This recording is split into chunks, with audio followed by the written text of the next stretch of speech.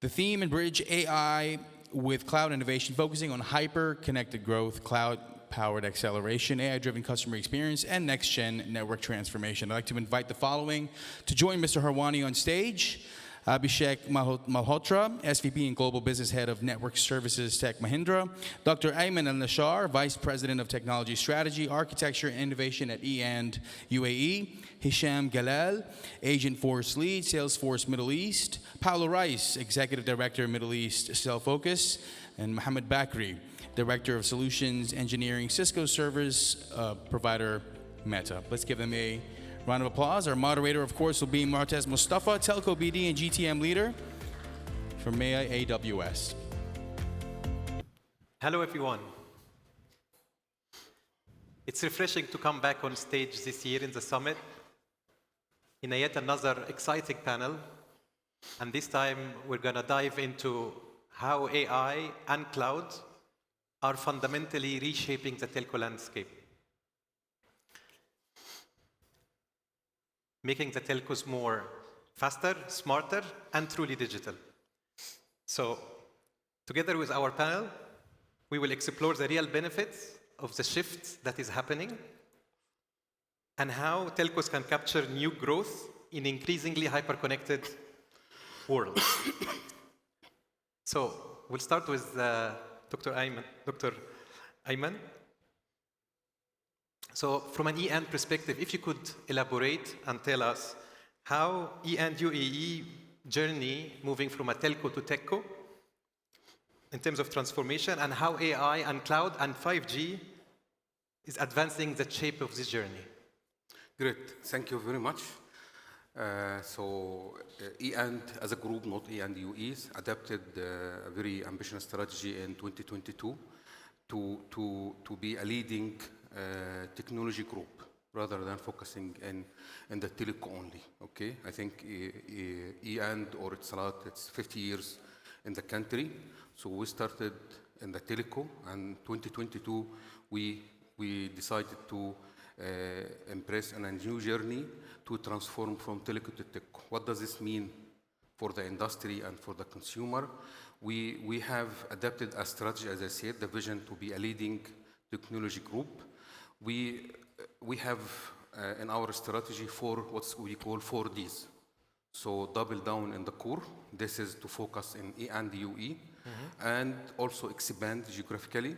So we focus in UAE. E and UAE is from, as you said, from the network side, we are the fastest network in the world. We have demonstrated the big throughput of 62 gigabit per second 1 year back in the 5G advanced network. And this GITEX we just demonstrated for the first time in the region, 6G prototype in the terahertz, along with New York University with 145 gigabit per second. So this is from the network, not only from the mobile, but also from the fixed. UAE, thanks to E and UAE, we are number one for 14 consecutive years in terms of FTTH penetration. We are close to 100% penetration in terms of fiber coverage in the UAE. So this is our story from the E and UAE. And then the second pillar from our strategy is diversify. Our second pillar, diversify. So we focus on expanding geographically. We have today 20 OPCO globally. So we recently acquired 4 OPCOs in Europe. And then the third one is digitize, okay, and transform into AI. So even before this big ambition for the AI, we started this journey early. So we are delivering this with to digitize our operation across the group. And the last one is to drive sustainability based in class of ECG in the region. How we formulated this into our organization. So we have E and UE, as I said, and then we have E and enterprise. We started to acquire expertise in the cloud, in AI, in the security, through acquisitions, through partnership. And I believe the announcement with AWS for the Launchpad is one of this strategic partnership. We have also different verticals in the digital transformation, IoT and cybersecurity, as I said. And then we have E and Life. Okay, so we are delivering to the consumer, everything from all the way from even from the delivery to the gaming and the entertainment through and our arm E&D Life. And then we have E&D International that, as I said, managing 20 OCO globally. And today we are serving more than 200 million customers globally in terms of teleco only. Okay, so this is summarizing our journey in terms of Telco transformation over the last 3 years. Yeah, this was very insightful and informative, and it's really interesting journey, even from an AWS perspective, where we worked with multiple entities within E&D group. It's really exciting journey. Yeah. Thank you, Dr. Ayman. So Robin, so telcos are under pressure to move from pure connectivity into orchestrating a digital ecosystem. So from your point of view, what does a successful AI and cloud-powered telco platform looks like this year all the way to 2028? And what could distinguish leaders from followers? Yeah, no, I think what sets the leaders and the followers apart, in my view, is the focus on innovation and customers. How you take customer problems and create a platform that enables the implementation of artificial intelligence use cases across the enterprise in the telecom value chain. So if we look at the business, if the operator has to create 4 distinct platforms, one for the transformation of their business applications, one for OSS applications, one for network, and one for the B2B and consumer use cases, there is something so fundamentally broken about that mental model. I believe a platform engineering approach for telecommunication providers will truly transform the way technology is created and the value chain is delivered in future. On top of that, how solutions are created with partnerships is going to be super critical. As we just heard the story from Dr. Ayman, I think that kind of pulls the things together. One has to look at the value chain from the customer working backwards towards new experiences like transforming home, transforming the broadband connectivity, transforming the business-to-business layer through self-service channels. That is the same place where the network data will also be helpful. What rate plans do you offer to customers in dense areas versus fixed network customers in rural areas are going to be different. And those hyper-personalized choices are only going to be available if there is a horizontal platform in the enterprise, in the telecom enterprise, that can be pulled into. That's a key success factor. And the partnership with the Slot team, we have showcased capabilities with our partners like Orange. At reInvent, we had British Telecom, Hawks presenting with us. These are concrete examples of leaders that are diving in, taking use cases, working backwards from the customers, and creating platforms where solutions can be plugged in. And I also have to mention partners play a critical role here. If we look at capabilities for network assistant,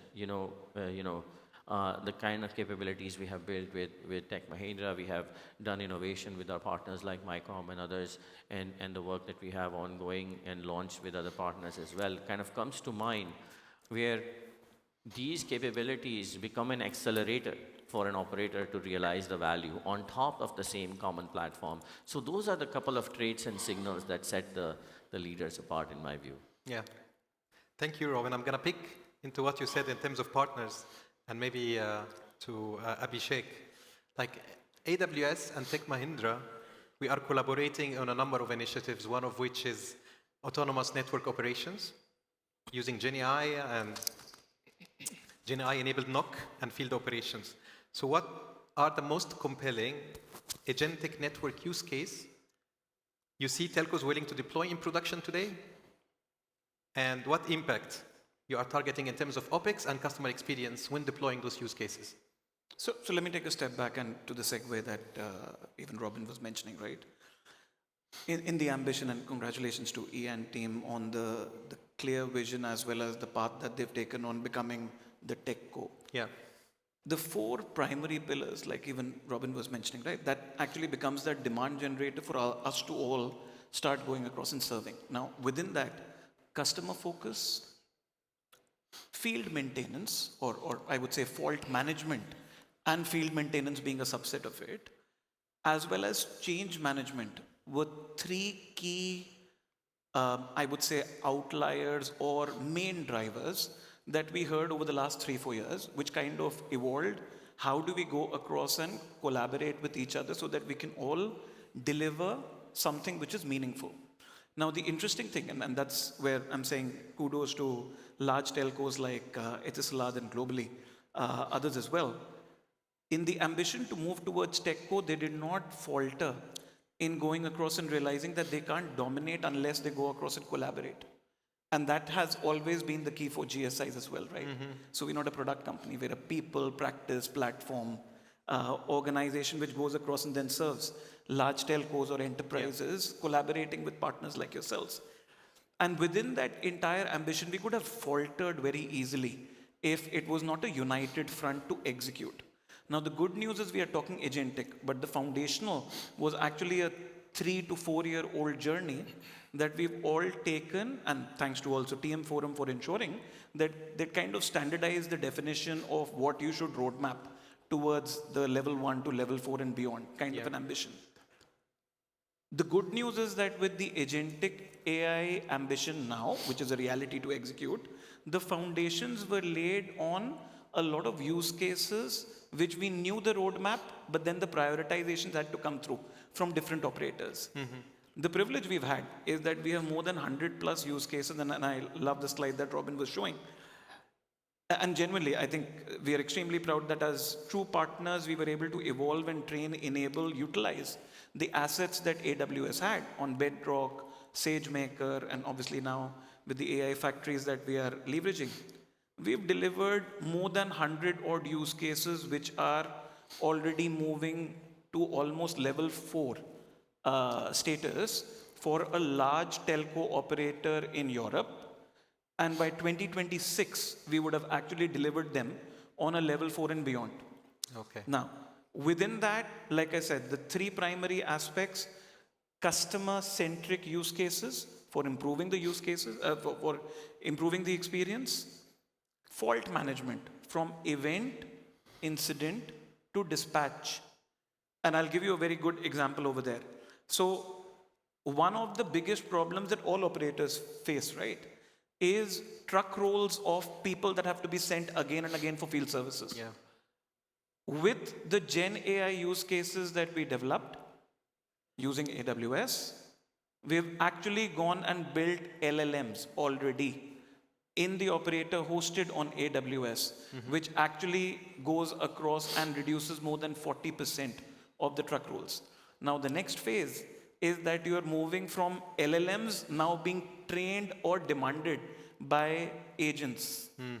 So rather than taking out that manual intervention of going and saying, what next? We're actually developing the agents to go across and define what next so that those LLMs can go across and evolve by themselves. Yeah. So the 35% to 40% which we've already achieved in the last 18 months, hopefully will become 100%, right? With no need for intervention. One more example before I pause, because that may be actually meaningful for a lot of people, is change management. One of the perennial problems we've seen, and I'll give you a classic one, is, and let's take an example, which was actually practical. So fiber rollouts happen all the time, fiber cuts happen all the time, correct? There is change management that you're trying to evolve, and within that, there would be one part of the telco team which would be responsible for fiber operations or planning design, and the other one which would be actually on the radio side. Now, if you're having a change on the same day of going across and saying, I am doing some jitter testing on a radio side or moving the link while a fiber is down, those conflicts in change management would go across and have the biggest outage, which is the customer issue. Okay. Reducing with LLMs as well as use cases we've built, again, 60% reduction in the last 8 months from when we went live on those use cases is what is being utilized now. That's the power of what we're all sitting on. Yeah. Back to you. I like the data points you raised. I'll just follow up with a quick question in terms of adoption of those use cases with telco. Do you see the adoption is growing? Because I know it's a question probably from the audience for Middle East and Africa, same as other locations. So very good question. I believe it will now, at least for the tier 1 operators like Etisalat, STC, because it's actually about scaling at speed, right? And what is this, if you look at smaller countries, like there maybe the problem statement isn't that alarming compared to a market like a UAE or a Saudi, to be very honest, Africa for sure. Yeah. So we do see the adoption becoming a very mandated demand from a scale of solving perspective. Understood. Thank you, thank you. All right, now continuing with partners, Paolo. So along the same line of thought, if you can, from your perspective, if you can share a concrete use case where you help an operator to modernize their OSS, BSS when it comes to AI-driven automation and cloud migration. So what was the transformation journey looks like? What's the business outcome that was achieved? And if there any lesson learned you would like to share with us? Thank you. Well, we have been in this world, my company, for 25 years. We started as a billing-centric architectures. It's very interesting to see now the changes that are occurring. Now we are driving to agentic. And we always have been with one step in the foundations and one step in the future, most of it brought by the vendors and hyperscalers like AWS. I think now we are having fantastic times because for the first time we can use tools to gain insights from something that in the past was more obscure, which is network data. Network data typically was not so available. And now we are living the times where we have the possibility of using those tools with real-time insights, getting the network experience closer to the user experience. I think this is something completely new, and we even don't know what will happen, what we can do. I will refer to specific use cases that are being very successful, which what we can call like the OSS transformation or the OSS, advanced OSS. Yes. And this is very much based on the concept of the digital twin. I think we have been speaking about that a lot, which is the possibility of having a representation of the network that will allow us to simulate the events of the network and the network behavior, and then to build use cases on the top of that. So based on that, we have been able to put use cases working multi-domain across the network from RAN, transport, and core. And I would like to just give an example of 3 major outcomes. One is the complaints, root cause analysis is one. The other one is anomaly detection, and the other one is service impact analysis. So with that, we built a solution, and we are talking about tier 1, in this case, Telenet.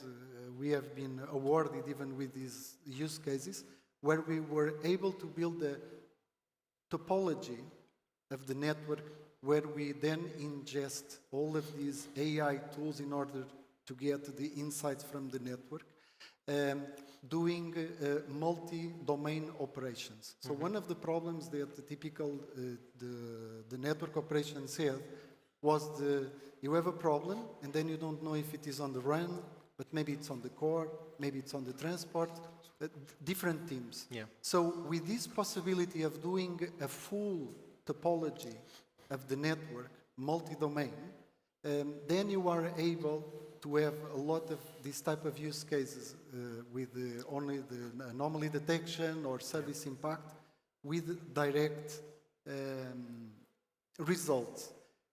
So one of the use cases we had after this implementation, and this involved RAN, transport, and microwave, with these 3 domains, we were able to reduce 50% of the time of the teams that were going to to the field to solve.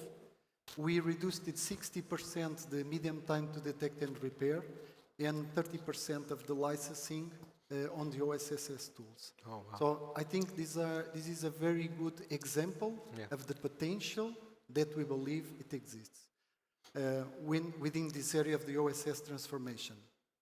Just to highlight a little bit of the journey of the pillars, I think there are several pillars. One of them is, of course, the digital twin representation. The other one is the way we build the journey. All of the projects we are doing with different tier 1 clients, they always follow the same approach, which is first offline, because you were asking about the journey we can share. First is an offline pilot. What is the offline pilot? Is a pilot to prove the value of the implementation we are doing. And typically, this is important because this is the moment where we will see that the data that we need is across several systems, scarcity systems across the operator. So this is a very important moment in order to define the model and to have a single network semantics, because even sometimes different areas inside the network, they have different terminology, and this is the moment where we need to build a single topology of the network. And that is the first moment. The second moment, it's an MVP. Typically, you choose one domain, you choose a use case, and the MVP, but a MVP or a POC into production to prove the operational value, and then an iteration approach. So I think this model, which is the type of journey we are using, demands another thing, because it is a lot just share it, the vision, and the vision must include experimentation possibility. Of course. Because we need to have the vision and the drive, because without that, things will not happen. Yeah. But we need to be able to incorporate in that vision the experimentation possibility. And this is a change that we see, because we can try this with this journey, we can prove the value, and people can gain confidence, because most of these things are very new. AI is new. Well, AI is not new, but the recent times are very new, and we are still learning with that. And the fourth pillar that I would like to highlight is the co-creation. Because all of these type of use cases that I just spoke were made with co-creation between the vendor or the hyperscaler as AWS. Most of our work is with you, the client, and us as the system integration. And this co-creation is absolutely key in order for this type of work to be successful. I can share as a lessons learned, and just to finish, I took a little bit more time. I think the first phase is absolutely mandatory, because when we start this type of things and when we go and on the reality try to see where is the information, so the offline pilot is absolutely, I will say now from our experience is a key success factor. And of course the other one, as always, is change management, because these are transformative, and this type of thing need clear vision and stakeholder adoption from the top of the organization. Perfect. Thank you, Paulo. I mean, I like the co-creation and how AI allows and the cloud, how cloud allows experiment with telcos around this. That was a good point also. So moving into Cisco, so Mohammed, the question about compute. So where should the compute be best placed? And I know it's related to the use case sometimes. There are the devices which is in the far edge, and there are on-prem edge, there are telco edge, or hyperscaler region. So for latency sensitive application like VR, AR, but also there is autonomous operations, real-time analytics. So what would be your view on what should be where? So basically, let me first, I like the use case, and I like basically how you do things offline, and I start actually looking at the multi-domain. Specifically in telcos, one of the most complex things is to find the root cause, right? So where the issues happened. Everybody is trying to say that this is not my issue, so in order to minimize the time to innocence, having something like multi-domain root cause analysis is definitely, this is what we are aiming for. Second comment is around basically the AI economy has changed the mindset completely of everyone. So the mindset has been moved from what we call zero-sum mindset to ecosystem innovation, right? So everybody is trying to collaborate together in order to basically come up with something meaningful to the industry as well. Yeah. So this mindset of I'm winning and he's losing competition, I think this has started to vanish a little bit. So everybody is focusing now how we can grow this economy with basically new mindset. And of course, lots of partnerships happening here, Tech Mahindra, AWS, Etisalat, and so also we are one of the biggest, partner to AWS. So Cisco, we've been working very, very closely. The relationship between Cisco and AWS is none to second. Yeah. So we have lots of work together even on the infrastructure side, all the way to the enterprise services. We've been offering together to the market lots of enterprise solutions, and we've been doing it jointly in so many events, basically announcing this together in multiple verticals, where it really shows how the integration between both companies are really serving the industry and serving the market with really some innovative use cases. And further to this is we recently introduced our AI agents for some of the end devices and shows how deeply we're integrated with AWS and Amazon Q, right? So an Amazon Q index. Yeah. We're doing lots of deeper integration together in order to show really how we can use all these innovation from the entire industry together to serve our customers and enterprises. So that's on just a quick comments from my side, just for the intro. Second, when we talk about compute, and as you rightfully mentioned, is latency is pretty much important. So the decision where to put the compute, there's no one single location for the compute. Yeah. And there's no one size fits all as well. So what we think is we have the operators need to think about basically latency tiered compute fabric that takes us to support all the different use cases and take us from the device, right, which is the far end edge, sometimes lots of acronym in the market, but device, right, to the basically on-prem edge, to telco edge, to the hyperscale region. So you need to think about basically build a latency tiered architecture that basically serve different type of use cases. It depends on the latency requirements. Yeah. So the decision has to be centered around 4 key criteria from our point of view. Number one is latency, of course, latency budget. So when we talk about latency budget, we have to talk about some use cases specifically on device side. We talk about something within 5 to 10 milliseconds. This is basically one tier. This tier require mission critical fail-safe logic that basically does not require any network intervention.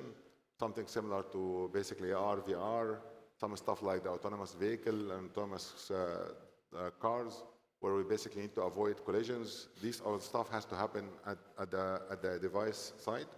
And this would require definitely within 5 to 10 milliseconds. You cannot put this in the network. You need to make sure that this operates 100% dependently out from the network. Second is the on-prem edge, which is sometimes we call it enterprise edge. Yeah. So this enterprise edge, something within the 10 to 30 milliseconds. That's a latency budget for this location. And we, in order to support such kind of solutions, we just like last month, we announced a 3-rack unit device that has everything integrated. It's like an outpost, a small outpost, right? So it's basically, it has a full stack of integration between compute, network, storage, and software, and pretty much so security integrated as well. We need to make sure that security is integrated. It's built in, not pulled in. So that's basically to serve a couple of things like heavy demand video or traffic that basically has to be analyzed in real time at the enterprise edge.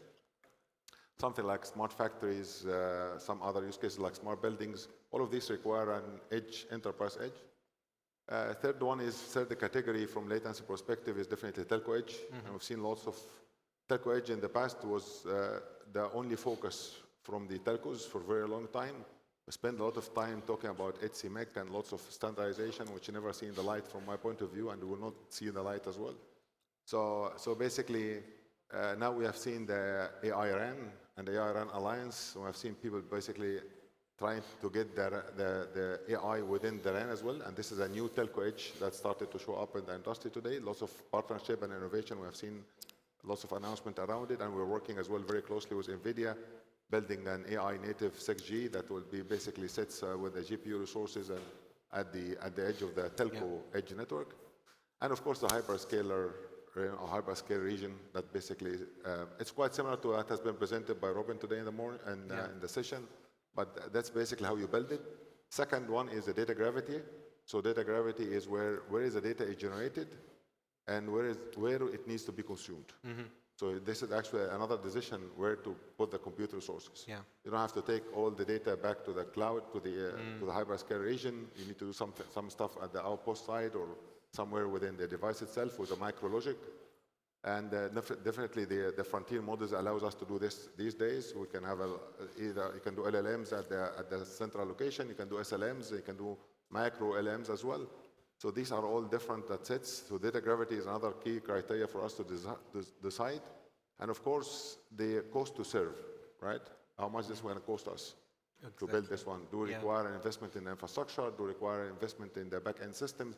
Lots of costs that basically a factor that we have to decide in order to decide where the edge sits.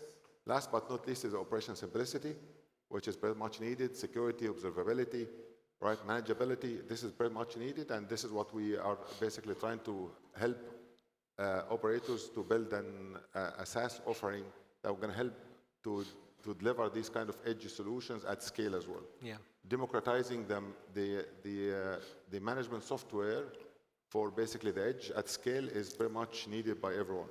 Yeah. So these are a couple of criteria where we basically need to look at it to decide where the compute sits in order to serve these different type of use cases. Thank you, Mohammed. Very detailed and informative, very comprehensive. Thank you. I think it's important to highlight also that if we need to build some orchestration AI layer on the cloud, it can orchestrate workloads no matter where it is. So those workloads that run on the edge is not running in isolation. So it can always be orchestrated from one single place. Thank you. Okay, so Hisham, jumping into Salesforce and Agentforce. So from your conversation with Telco CXOs, where do you see agentic AI having the biggest immediate impact in terms of revenue and productivity? And what can you share in terms of concrete example on how Agentforce has shortened a complex B2B sale or transformed the customer engagement? Thanks for the question, Moataz. And Salesforce, so we actually, our focus is a little bit different than most of our panelists. So we focus more into the application of the agentic use cases. So application from sales, marketing, service, customer engagement perspective. We're not into building data centers, so we run on AWS, or building large language models. So one of we give the freedom of choice. One of the choice is using Anthropic Claude on top of Amazon Bedrock, and giving the option to customers to make use of different options. So in Salesforce, we started more than a decade ago with AI journey, with predictive, then with introduction of ChatGPT end of 2022. We introduced Einstein Generative AI, and now for more than a year, we have Agentforce, our agentic AI platform that help organization to transform as an agentic enterprise, which is what we have seen from our global customers. They would like to become agentic, to be able to do more with less, to automate the repetitive tasks and help with AI to drive ROI and business value. And on that, I'd like to start with the first example here to share it with you was us as a customer zero. So when we started to offer this product, we took the mission that Salesforce itself will become an agentic enterprise and will adopt Agentforce. So we adopted Agentforce by building more than 40 plus agents across our business, and we're able to automate customer support and customer engagement, driving about 85% case deflection. We're able to have autonomous agent in sales, which interact directly with our leads database, which is hundreds of thousands of leads, do two things, qualifying them, and in the same time, nurturing them. And we never leave any lead left behind. So we touch all our leads and make sure our business and our customers are engaged with us. And this has helped us to drive about $100 million cost savings. We're not able to do this only for Salesforce. We're able to export this to our customer to become agentic enterprises. And I will start, I don't have public references yet in Middle East, but I will start with 3 examples in telecoms. So we're working with one of the telecom providers who would like to automate the sales process. They would like the sales team to be more productive because they are expanding into new markets while they don't have the capacity. So how to make the sales team able to do more with less. So using agentic AI, we're able to automate tasks of customer engagement, help them in summarizing the key things to focus on, identifying, which is very important for telecoms, identifying accounts and opportunities at risk. For example, usually with CRM data about customer being on time and customer profile and information, you can say, using predictive AI, this customer, this account, not at risk. They are very good way engaged with us. They are buying all our products. But using agentic AI, integrating with data lakes like AWS Data Lake, you can learn an insight that this customer adoption for certain products is dropping, the consumption is dropping. And with generative AI, you have the power to translate this to an action, to the team, the sales team, to go after this customer, understand why this behavior is happening, proactively to identify the risk and fix it. And we have some one telecom customer in the Gulf, in GCC, implementing this. Another customer wanted to automate B2B cycle completely, where they want to have with voice and mobile application to help customers to discover the B2B offerings. So you are selling cameras or smart homes or smart office or some kind of products, how you can discover this huge catalog from your partners and customers. With agentic AI, generative AI, you're able to navigate through this product catalog. You can check out with voice, and then the same time link this back with the sales process on CRM. We were able to achieve this with T-Mobile. T-Mobile in US were able to help them to reduce the sales process by 93%. We're talking reducing number of clicks from 120 to 8 clicks. And also another saving for them, they were able to recognize 7 hours productivity per sales rep per week.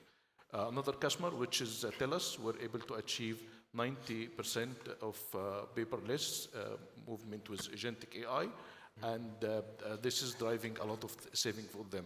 We are seeing the adoption. I would say, interestingly, in Middle East, we have very interesting and unique use cases coming from telecom and the industry, and I believe there is more innovation coming from this region. I hope I answered the question. No, definitely. And I think the use case you brought on T-Mobile and Telus is something that I think our customers would like to dive deep more on how those numbers has been achieved, but it's quite exciting. Thank you, Hisham. So back to Dr. Ayman. We spoke before about the broader strategy of e-end. I continue in the same theme of AI, so I'm zooming a little bit on AI. So as e-end UAE already deployed a wide variety of AI use cases, so I've seen it myself. So across IT, customer domains. So would you elaborate more on the e-end strategy around AI and its current maturity? Great. So as I simplified our group strategy, as you said, let me simplify our AI strategy. So although we have adapted one of the strategic pillars for us on the group, digitize and adapt the AI across our operation in back 2022. Now, with end of 2024, we have changed our vision to be an AI-powered telco. Yeah. What does this mean? AI-powered telco, we are providing premium experience to our customer with digital customer experience, and we need to capture the opportunity in the AI. Okay. So this vision we have unfolded into 4 strategic pillars. Okay. The first strategic pillar is, I call it autonomous business. This is the recent term from Gartner. Autonomous business, everything within the corporate to be autonomous, including autonomous network, as highlighted by Tech Mahindra. Autonomous network, we are on our roadmap to achieve L4, level 4. Autonomous operation, autonomous store even. We are the first in the world to launch an autonomous store, seamless experience. now in our headquarters in Dubai Mall as well. And from the network perspective, towards our journey towards 6G, we are aimed to have an AI native network. Oh, wow. So this is from the first pillar, as I call it, autonomous business. Second strategic pillar is consumer, okay, personalization, okay, agentic AI to serve the customers internally and externally, insights around the customers. Today, if you receive a proposal from Stalat, most of it is formulated by Gen AI. So everything relevant to the consumer in this strategic pillar. The third strategic pillar is the B2B. So we have partnered with several partners in terms of the AI, in terms of a cloud, as I highlighted, and we are building a sovereign AI stack in the UAE. Yeah. We have announced earlier the first stack, and recently, as I said, announced it with AWS as well. We can provide our customers everything as a services, AI as a services, LLM as a service, GPU as a services. But you need to be careful because not everything will be a positive business case. And this is why we are adapting a pragmatic approach here when we are talking about offering AI to the customers. And we don't want just to offer an infrastructure layers. No, we are offering the full stack, even including AI in a box. Today in GITEX, we have demonstrated a full AI in a box, including the hardware, the software. You can just take the box, put it, and run it, and you can host LLMs, you can run use cases in this box. Take this all the way to what we have launched with Amazon, as I said, the Launchpad, where we can provide sovereign AI stack to the government entities, to the regulated industries in the UAE, to the fintech, and so on. And the fourth pillar is based on enterprise-wide productivity internally within the organization itself. So we are empowering the corporate functions, finance, legal, contract, everyone within the organization by the AI. We have launched internally what's called E&D pilot. This offers 6 use cases for the customers, fully hosted on its Salat Cloud, and also how we can between the integration between different corporate and adopting the agile methodology, how we can empower this journey through the AI. In order to achieve this strategic pillar, we are talking about 4 enablers. The first enabler or first layer is a cloud, multi-cloud strategy. I have a little bit more on this. So we have on-prem, we have different flavor of cloud, and then we have hybrid, we have multi-cloud with hyperscalers. Okay, and we are building, as I said, our sovereign AI stack, serving internally and external customer.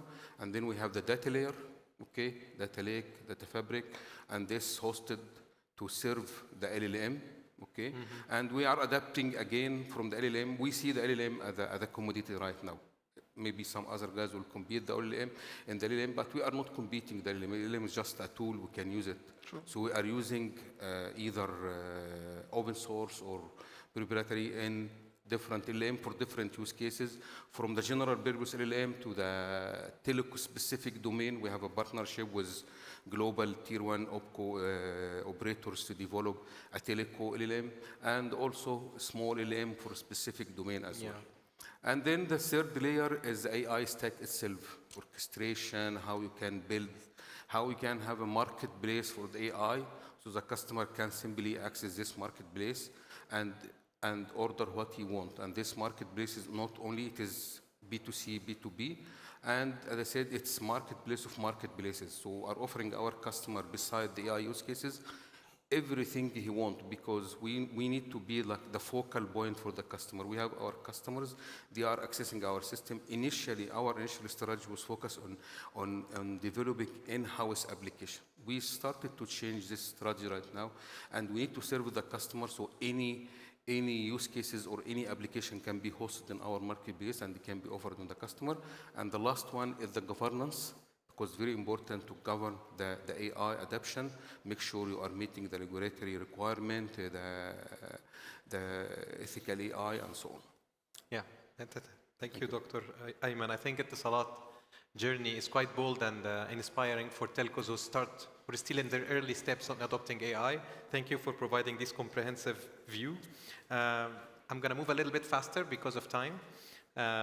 So just maybe for Abhishek. So 5G and Edge have been under discussion for years. However, the monetization is still uneven.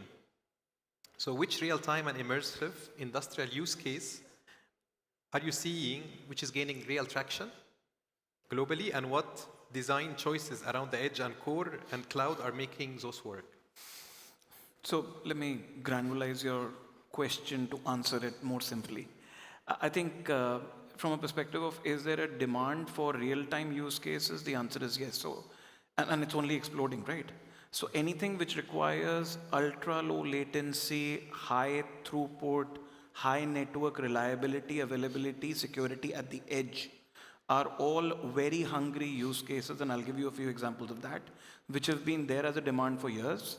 However, to your point, and you're absolutely right, that the enamor that could we have solved global hunger with 5G and edge hasn't really happened. The reason for that I'll come in 30 seconds, but effectively, if you were to look at just the GSMA definition, right? So there are 5 primary models which come as a private network technically, and the simplest model is actually the model 5, which is campus networks. Yeah. Now, campus networks has already been solving this problem for years. So you had the standard IoT, which were not as real-time or as immersive or data hungry, but they could be served with a SIM-based solution from telcos on 5G, which they are still, or it could be even done with Wi-Fi. The complexity why we were not able to make the reality, the only problem has not been on 5G. It's actually been the policies of 5G where the spectrum has become a paucity for enterprises to consume.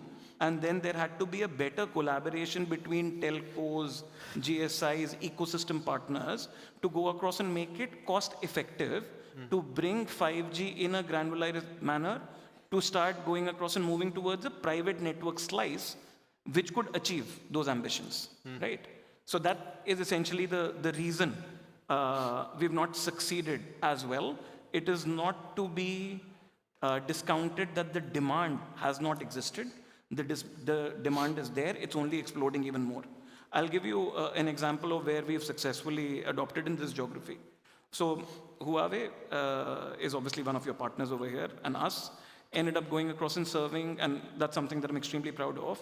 One of the largest coal mines in Africa is what we've been serving with real-time use cases with AGV, which are now camera-enabled, essentially.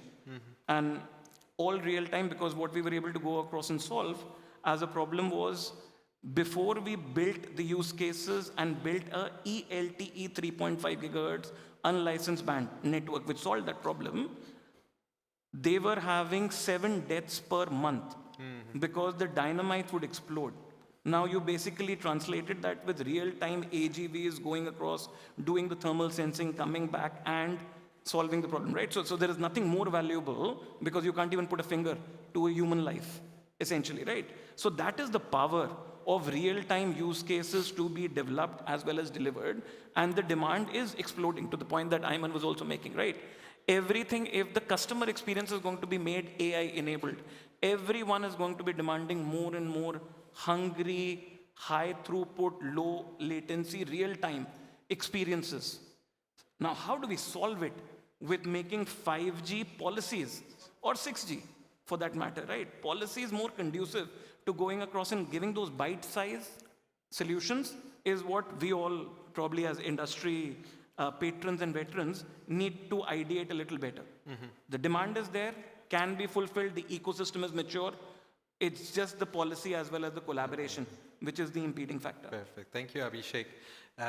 Paolo, maybe in 1 minute, if you can share a quick perspective on how you see leading telcos use data and AI, specifically in hyper-personalization and predictive care. Sorry to give you a short time, but 1 minute, one prompt. One prompt for all interactions with the telco. We just need one prompt. okay.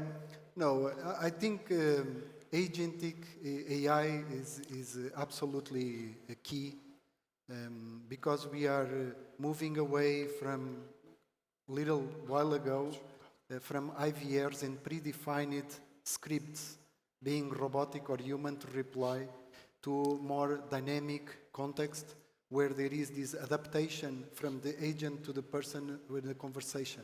And this is the power of LLM that gives, or sentiment analysis, and all of those use cases are being ingested in the telco operators. But when I think about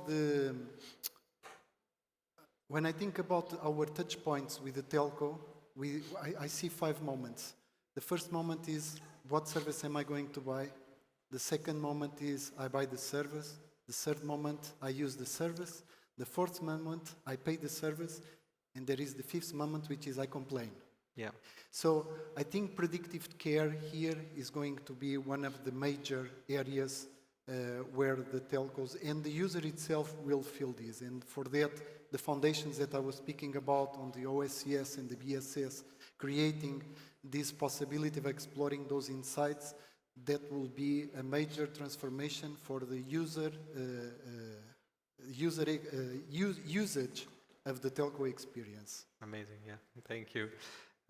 Probably along the same lines, Robin, given also your global view with telcos, from an AWS perspective, if you could share an example where telco successfully moved from a pilot to production with AI and cloud-native infrastructure. Yeah. And what made it work? And what could potentially didn't make it work, if it didn't?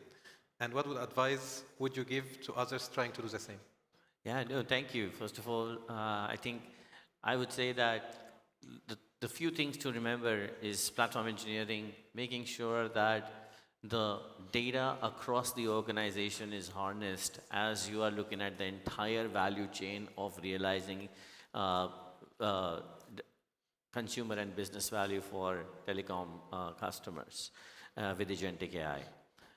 That creates a platform that enables new experiences for consumers and businesses through a digital channel.